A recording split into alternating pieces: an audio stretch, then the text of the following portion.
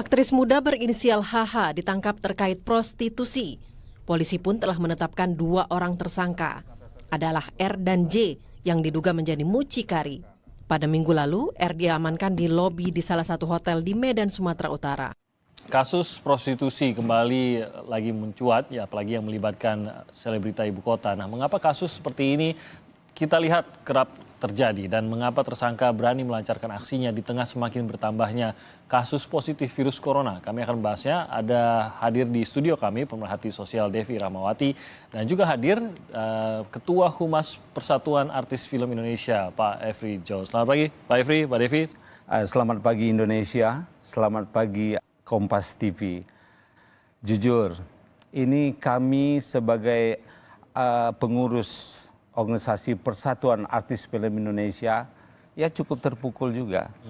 Karena ibarat apa ya, nila setetes merusak susu sebelanga. Jadi yang berbuat yang negatif itu hanya beberapa orang lah. Tapi ribuan artis yang berprestasi di luar sana dampaknya lebih buruk. Nah, di sini dengan ada kejadian ini ya saya juga terima kasih dengan Kompas TV bisa mengangkat ini. Biar masyarakat juga tahu, tidak semua artis seperti itu. Kasihan seperti senior kita, kebanggaan kita, Christine Hakim. Bukan hanya di nasional, tapi di mancanegara dia terkenal. Ya kan, Dian Sastro mendapatkan honor yang tidak kurang, hanya 20 juta seperti kan memalukan. Tapi kita semua tahu, banyak juga artis kadang-kadang ya mohon maaf nih, ya artis impotema. Mereka tidak ada karya, tapi kebawa artisnya. Oh, maksudnya yang hanya heboh. Iya, tapi karya mereka nggak ada. Cuman dampaknya ini. Nah ini juga kami juga meminta kepada masyarakat harus lebih jeli dan lebih pintar lah menilai. Tidak semua artis seperti itu. Artis yang betul-betul berprestasi di mancanegara juga banyak. Kita bangga gitulah. Itu yang harus harus benar-benar harus dilihat gitu juga. Nah, Mbak Devi, Anda sendiri melihatnya karena seperti tadi kata Pak Efri, menjadi sensitif pada saat seorang yang diidolakan terlibat dalam sebuah kasus hukum seperti ini. Gitu. Mungkin di mata masyarakat, ya itu ada yang mengidolakan dan akhirnya melihat hal ini seperti menjadi contoh yang buruk begitu, terutama bagi mungkin anak-anak yang juga menyaksikan karya-karya dari selebriti yang terlibat. Ya, tentu saja kasus ini kesekian kali sebenarnya ingin saya sampaikan bekerja melakukan transaksi seksual sekali lagi sebenarnya tidak didominasi oleh profesi tertentu. Artinya memang karena mereka adalah para selebritis kemudian seakan-akan menjadi sebuah stigma atau label bahwa profesi ini dekat dengan hal tersebut. Tapi menurut hemat saya tidak. Karena faktanya yang kemudian menarik dari kasus ini adalah di masyarakat kemudian orang bertanya, loh orang yang sudah sangat misalnya terkenal, lalu yang diasumsikan punya kehidupan yang mapan, kenapa masih kemudian melakukan aksi-aksi transaksi seksual misalnya. Nah menariknya secara akademik ternyata sudah panjang juga penelitiannya yang menunjukkan bahwa kalau dulu perspektif konvensional memotret bahwa orang-orang yang melakukan transaksi seksual itu karena adanya kebutuhan ekonomi, ternyata sejak era 2000-an itu muncul penelitian-penelitian yang menunjukkan konsumerisme telah mendorong model transaksi seksual baru. Ini artinya berarti bukan kebutuhan dasar lagi yang dipenuhi, tapi begitu. keinginan untuk bisa mengikuti kalau dalam istilah saya bukan gaya hidup tapi hidup yang gaya. Nah, ini yang kemudian ternyata terjadi di mana-mana gitu. Jadi akhirnya kecakapan seksual itu digunakan untuk melakukan mobilitas sosial. Jadi orang untuk bisa meningkatkan statusnya dengan instan dan cepat kemudian menggunakan kecakapan seksual tadi. Dan ini tidak melulu pada profesi tadi. Nyaris terjadi di mana-mana. Jadi secara itu tadi sebenarnya karena memanjat kondisi ekonomi, kondisi sosialnya itu tidak hanya di kalangan selebritas tentu saja. Dalam profesi apapun ini juga kita lihat terjadi. Hanya saja kalau selebrita lebih mendapat sorotan karena itu tadi figurnya lebih dikenal. Magic of arts. Iya. Jadi magic of art. Jadi kalau ada peristiwa artis narkoba, jadi istilah saya tuh ya panggung itu banyak yang manfaatin juga. Ada yang mau naik ini pencitraan lah. Ya. Jadi ya itu tadi masyarakat sekarang ya harus pandai. Jadi saya bilang tidak semua. Ya. Walaupun kadang-kadang, nah ini juga tugas pesan untuk para petugas itu harus dikejar ini. Siapa-siapa yang pelaku di belakangnya. Karena banyak juga yang berkedok, jujur saya, artis manajemen. Oke. Nah, mereka selalu menutupi dengan artis manajemen. Judulnya sih artis manajemen. Iya, Gitu. nah, Tapi itu yang- banyak.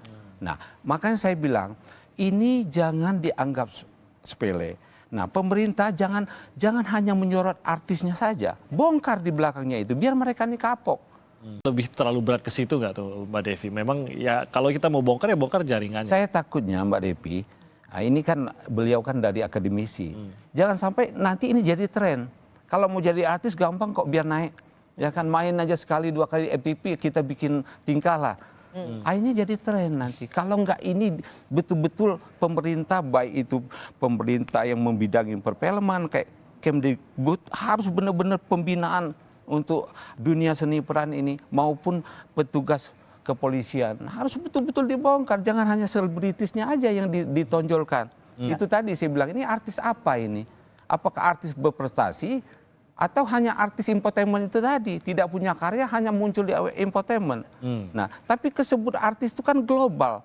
Kasihan dong sekelas Christine Hakim, ya kan? Ya. Oke. Dian Sastro segala mereka dengan bermain sebegitu dihancurkan oleh orang-orang baru seperti ini. Oke. Nah, dari sisi Anda, Mbak Devi, bahwa sorotan itu memang ini menjadi sebuah magnet begitu. Begitu memang selebrita yang terlibat. Walaupun tadi kita sudah akui tidak hanya di profesi kalangan selebritas saja tentu saja perilaku seperti ini. Ya, artinya kalau saya melihat spotlight tadi sebenarnya jadi momentum. Artinya untuk selalu mengingatkan orang bahwa ini sebenarnya ada di mana-mana. Ya. Memang tergantung dari mana angle kita melihat. Jadi artinya ketika media mengangkat ini kita perlu tahu bahwa ini juga sekarang menjangkiti anak-anak muda kita.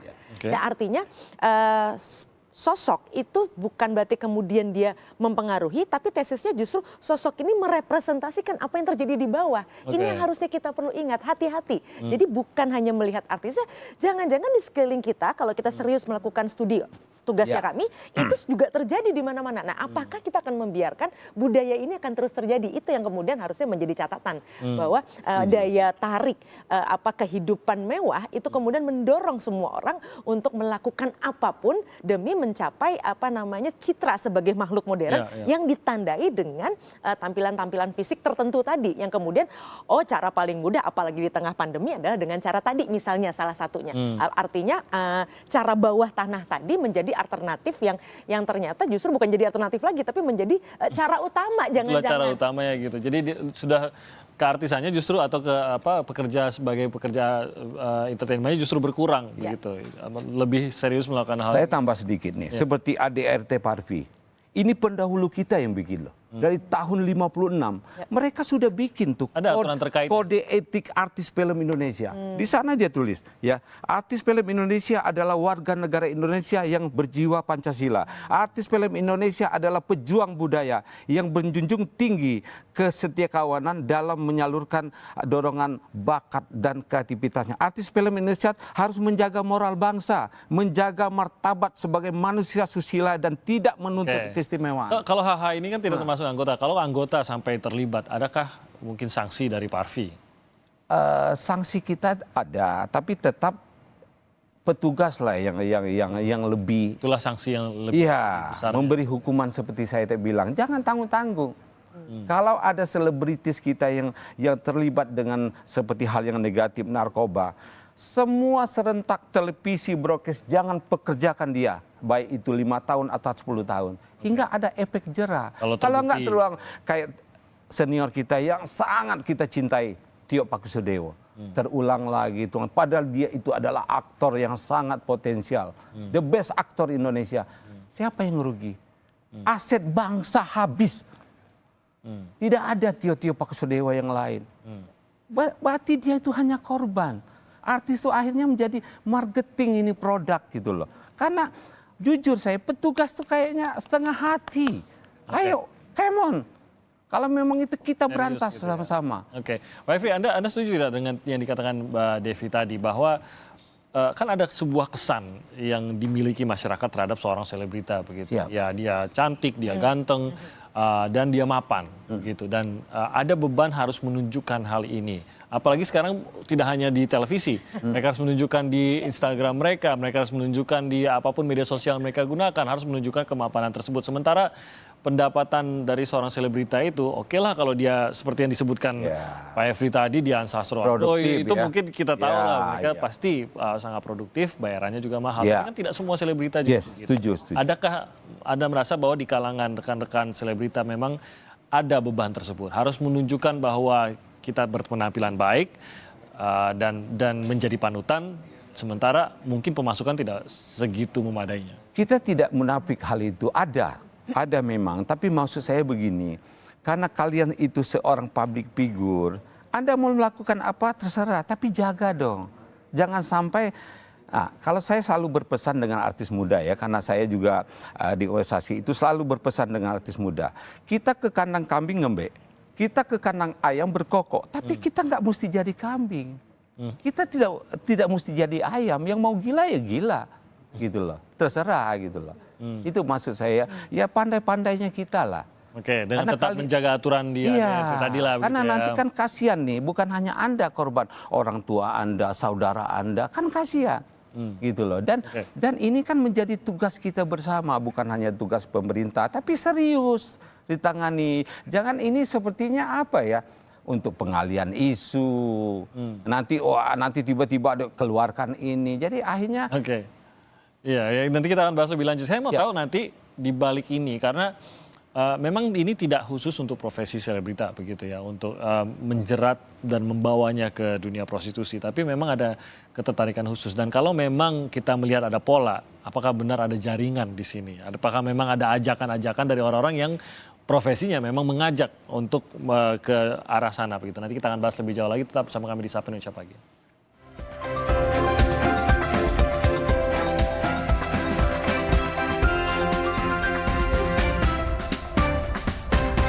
Pak Efri sendiri kan bekerja di bidang entertainment, gitu. Berarti Anda sudah cukup lama juga berada di bidang ini. Mungkin sudah melihat sendiri atau mendapatkan sendiri. Anda dulu sempat sebagai casting director. Kalau saya boleh menduga, banyak yang mungkin ingin berkenalan karena Anda mengenal banyak dari artis-artis ini. Adakah kasus-kasus ya atau kesempatan yang Anda temui? Pihak-pihak yang mencoba mendekati artis melalui Anda? Ya, itu sebetulnya pekerjaan awal saya itu casting director. Jadi sebelum film itu diproduksi, ya saya yang menentukan siapa peran utamanya, siapa peran pembantunya. Jadi kedekatan saya dengan selebritis Indonesia sampai saat ini karena background saya casting director itu tadi. Mengenal banyak. Jujur saya, di saat saya casting director itu banyak telepon-telepon yang salah masuk itu sebetulnya bukan salah. Mereka terus terang meminta, boleh nggak saya minta artis si A. Mereka diajak ke hotel apa dengan budget yang tinggi. Saya sempat kaget juga. Saya sempat ngomong, Mas, maaf ya Mas ya, saya ini menyediakan model untuk prim kalau layar lebar atau sinetron, bukan untuk itu. Saya bilang, Anda salah. Dari mana Anda bisa dapat nomor saya? Mereka bilang, dari artis juga Mas. Nah ini nih, kadang-kadang kita dimanfaatin oleh mereka juga. Coba kalau bayangin kita kalau tidak menjaga itu, ya kan kita tergiur juga dengan bayaran ratusan juta kan? Apa ya, ikut terlibat di dalam hal-hal yang tidak benar. Jelas legal lah begitu. Iya. Tapi berarti ada upaya. Kalau jaringan pernah ada pengaruh? Jujur saya, ada jaringan itu. Ada. Saya sempat dari model juga saya tahu. Diajak satu tempat, ternyata saya ngecek, oh dia yang mengatur pertemuan di hotel. Nah, saya bilang sama polisi, ini yang kayak gini nih, harusnya diberantas. Jadi jangan sampai artis itu hanya korban. Karena ini dunia narkoba dengan dunia artis ini sama, dunia mimpi. Siapa sih nggak mau jadi artis? Mimpi. Ternyata memang awalnya dari mimpi. Artis sekarang jujur dari mimpi awalnya. Nah, karena dia itu mimpi, maka ada namanya rayuan gombal, angin surga, harapan. Nah, bagi orang yang nggak siap mentalnya, itu tadi. Banyak pemain-pemain sekarang saya bilang mentalnya nggak siap populer. Begitu mereka populer, wah langsung mereka lupa diri. Banyak yang mendekati juga. Itu begitu, istilah saya nggak siap populer, karena Oke. nggak siap mental. Jadi memang calon-calon aktor artis ini harus kita bina dari awal. Maka saya bilang pemerintah jangan menganggap remeh ini. Oke. Makanya saya mengharapkan seperti pemerintah Kemdikbud ya, membidangi film. Nah, organisasi seperti Parvi ini harus didukung gitu loh. Oke. Bisa juga lebih memberikan arahan. Iya, dirangkul gitu loh. Oke. Nah, Mbak Devi, ini juga ya pasti akan ada magnet begitu yang menarik jaringan atau orang-orang yang memang berniat masuk ke dunia selebriti bukan untuk ikut berkarya, tapi untuk mengkaryakan mereka di tempat lain. Begitu. Saya rasa akan wajar kalau memang ini sudah seprofesional itu. Memanfaatkan situasi itu. Memanfaatkan situasi. Karena itu tadi saya bilang magic of arts, bukan wajah loh, tapi begitu bilang artis orang langsung terberak, padahal itu sudah dikondisikan gitu loh. Ya, budaya selebritas itu memang memiliki pesona yang luar biasa. Yes. Kenapa? Karena ada dua hal, yaitu perhatian dan pendapatan. Pada aspek naluriah, semua manusia itu sangat ingin diperhatikan. Dan ketika Anda menjadi selebritis, Anda menjadi sedikit orang yang mampu memperoleh perhatian dari banyak orang. Itu saja sudah sebuah keunggulan yang luar biasa. Ditambah bonusnya ada pendapatan. Nilai tambah. Nah, kalau tadi ditanya, kok ada sih orang-orang yang mau bayar mahal untuk bertemu dengan para selebritis? Tentu saja, karena bagi banyak orang yang memiliki sumber daya ekonomi, salah satu wujud perwujudan bahwa dia adalah orang yang berkuasa, mengukuhkan kekuasaannya adalah salah satunya dengan kemampuan memiliki atau bisa berdekatan misalnya, atau bisa berhubungan dengan orang-orang yang tidak mungkin didekati oleh sembarang orang. Nah, ini yang kemudian tadi menjelaskan kok harganya bisa mahal sekali misalnya dan sebagainya. Nah, karena ini ibaratnya seorang fans yang akan lakukan apapun, kita tahu banyak selebritis yang kemudian mohon maaf dibunuh oleh fansnya sendiri. Nah, dalam konteks ini karena tadi secara alamiah manusia itu selalu ingin mencari tanda kutip kiblatnya, karena selebritis itu tadi makanya sangat penting, saya sepakat dengan beliau, mereka harus dijaga betul marwahnya karena memang mereka menjadi kiblat. Nah, tapi sayangnya menjadi kiblat itu belum tentu kokoh mereka berdiri. Fondasi ini yang harus dibangun, karena banyak sekali orang yang akan menggoyang, mau mendekat bukan hanya dalam konteks jahat sebenarnya, tapi juga banyak yang karena memang betul-betul ingin, wah ini satu kemewahan. Kadang-kadang orang tidak selalu ingin menjadi tenarai, tapi dengan dekat dengan orang tenar saja sudah cukup senang. Itu satu budaya selebritas yang memang hadir dalam DNA manusia. Nah, sekarang menariknya yang perlu disadari, menjadi selebritas tidak harus di televisi sekarang. Sekarang semua orang bisa menjadi seleb. Media sosial. Persoalannya itu dari kasus ini yang harus disadari oleh semua rumah. Bahwa Anda jangan salah, jangan-jangan di rumah Anda sudah ada seleb-seleb baru yang jangan sampai terjebak juga dengan hidup yang gaya tadi, bukan gaya hidup tadi. Iya, jadi jangan hanya karena di rumah saya belum pernah ada yang masuk TV, terus merasa tidak ada yang terkenal. Jangan-jangan anaknya sudah sangat terkenal di dunia media sosial gitu, tanpa ini diketahui. Yang perlu kita waspadai punya dampak juga. Iya, betul. Jadi dan kalau sudah begini, pilihan akan semakin banyak kan. Problemnya adalah untuk mempertahankan kerajaan ketenaran tadi, itu memang perlu effort yang luar biasa. Nah, sayangnya bagi sebagian yang memilih, kan ada tiga selalu, Anda berkreasi, Anda berprestasi, atau Anda sensasi. Nah, untuk mempertahankan tuh hanya butuh tiga ini kan. Prestasi susah, karena itu butuh kerja keras yang luar biasa. Kreasi juga butuh inovasi terus, itu rumit. Kadang-kadang akhirnya sensasi. Nah, ini yang pilihan ini yang harusnya tadi dibantu oleh pemerintah untuk selalu disalurkan dan diarahkan agar fokusnya kedua tadi aja, kreasi dan prestasi, jangan mengambil sisi sensasi tadi. Sensasinya tadi. Kalau dari Parvi sendiri, untuk khususnya anggota Parvi lah gitu, ada tidak sih arahan-arahan yang khusus seperti keterlibatan dengan narkoba atau keterlibatan dengan cara menghindari jaringan-jaringan yang coba menjerat untuk masuk ke dunia prostitusi seperti itu, ada tidak sih di Parvi? Ada. Kemarin memasukin unsur ini hati-hati nih. Pemerintah harus benar ketat nih, termasuk petugas kepolisian, yaitu artis YouTuber. Nah, sekarang kan banyak konten-konten yang nyeleneh itu pengambil gambarnya di apartemen-apartemen yang tidak jauh dari sini lah. Itu harus hati-hati itu. Ini menjebak itu tadi, yang artis rumah tadi. Di rumah kelihatannya orang tua alim, ternyata anaknya sudah jadi selebritis. Karena untuk menjadi selebritis sekarang nggak susah. Dengan handphone dia sendiri dia bisa jadi selebritis. Seperti bicara kita, hati-hati, benar-benar harus ketat sekarang.